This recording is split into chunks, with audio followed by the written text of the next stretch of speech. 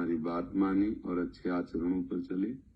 इसमें मनुष्य जीवन की जो सार्थकता है, जो दिव्यता है, वो यही है कि हम इस देह में जो आए हुए हैं ऐसा कार्य करके जाएं जिससे किसी का अहित न हो, अमंगल न हो। जिसकी कृपा से देह मिला है उस प्रभु को हम प्राप्त हों। अगर उनको नहीं प्राप्त हुए तो इतना तो बनी जाए कि जितना हम चढ़ गए हैं मनुष्य योनि में, अब नीचे की योनियों में न जाए, गंदी योनियों में न जाए। तो जैसे जो मदिरा पीना है, मांस खाना है, ये शास्त्र निषेध वस्तु है।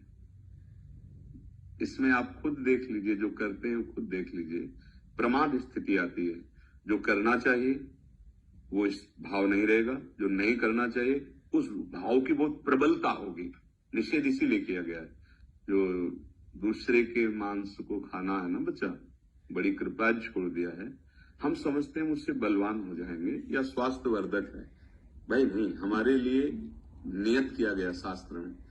विविध प्रकार की सब्जियां हैं, फल हैं, अन्न हैं, वो भी जीव हैं। ऐसा नहीं कि वो जीव नहीं है।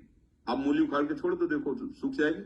उसमें भी वही जीव है जो एक पशु में जीव है ना, ठीक वैसे उसमें गेहूं को उखाड़ के देख लीजिए, फेंक दीजिए, सूख जाएगा, मर जाएगा। उसमें भी जीव है, पर वो जीव हमारे लिए निहित किया गया है।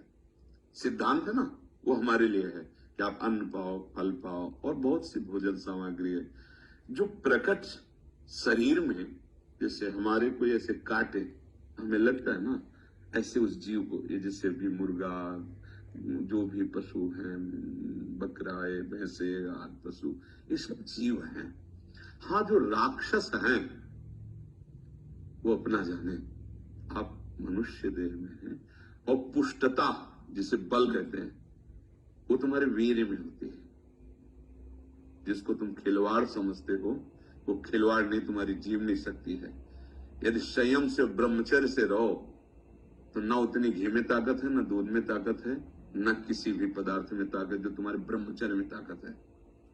हमारे अंदर जो भावता है कि बल बलिष्ठता के लिए तुम्हें लग सकता है, लेकिन तुम बलवान नहीं हो सकते।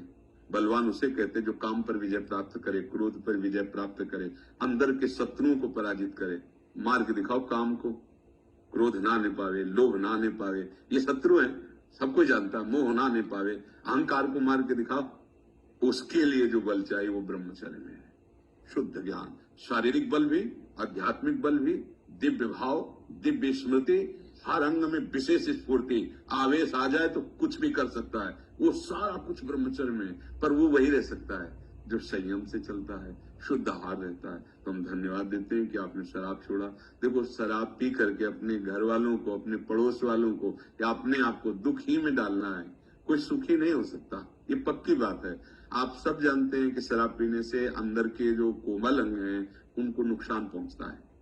हाँ, कुछ ऐसा है, जैसे वो फौज में है, बहुत ही बर्फीली जगह पे उनको, तो उस समय वो राजकीय विभाग के अंतर्गत सेवा में प्राण समर्पित किए हुए हैं। अब वहां घर थोड़ी है कि मूंग की दाल बनाओ, आज रोटी, वहां तो जो मिल रहा है जैसे, क्योंकि वो ऐसी स्वतंत्रता में थोड़ी है, वो देश की रक्षा के लिए। अब उनको कुछ भी मिले, कुछ भी मिले, प्राण पोषण करके देश रक्षा में लगना है। अब वहां ये नहीं देखना है कि क्या खा रहे हैं, वो क्या पी रहे हैं। उस समय उनकी जीवन, जहां हम 5 मिनट खड़े नहीं हो सकते, वहां उनकी ड्यूटी लगी है, ड्यूटी लगी। अब वहां प्रश्न नहीं उठ सकता। अब आपकी बस चले तो न खाओ, लेकिन हम नहीं कहेंगे, क्योंकि हमें पता है कि वो आपकी रसोई नहीं है। सरकार, आप खड़े हो जहां पता नहीं कहां ड्यूटी है, वहीं आपको टिफिन पहुंचा दिया जाएगा। अब क्या है, जो है प्राणों में पोषण करो और आप वीरता पूर्वक अपने देश की रक्षा करो। जो नाम मिला है नाम जप करो, हो जाएगा, सब काम हो जाएगा। क्योंकि आपकी स्थिति वहां स्वतंत्रता की नहीं है। जो मिलेगा वही तो खाएंगे, जैसे जहां तैनात कर दिया गया वही रहना है। पर अपने को ऐसा नहीं है, अपने घर भी जा सकते हैं, अपनी व्यवस्था है। हम उनको संत से कम नहीं मानते, किसी भी स्थिति में कुछ भी खाते पीते हो, हमारे देश की रक्षा में खड़े, हम उन्हें संत मानते हैं। कई कई महीने अपने परिवार से नहीं मिल पाते, तो हो सकता है जिंदगी में न मिल पाए। ऐसा भी तो होता है नहीं? देखो, अभी सुना नहीं, बड़े बड़े चूक हो गए तो बड़े बड़े अधिकारी अपने, जो अब वो घर वाले तो सोच रहे हैं कि पापा आएंगे छुट्टी में। अब उनके बलिदान को अपने लोग क्या समझ रहे हैं, लेकिन उनसे पूछो, उनके घर वालों से प्रणाम करते हैं, वो संत से कम नहीं है, उनकी बात अलग है। पर अपने लोगों को हाँ, ये धन्यवाद है कि आप अच्छे मार्ग के पथिक बन रहे हैं, नाम जप करें, भगवान कृपा करें और आगे प्रकाश हो। महाराज जी, मेरे मन में वैरागी भावना आती है पर दृढ़ निश्चय नहीं कर पाता, मन भटकता रहता वो भी हो जाएगा।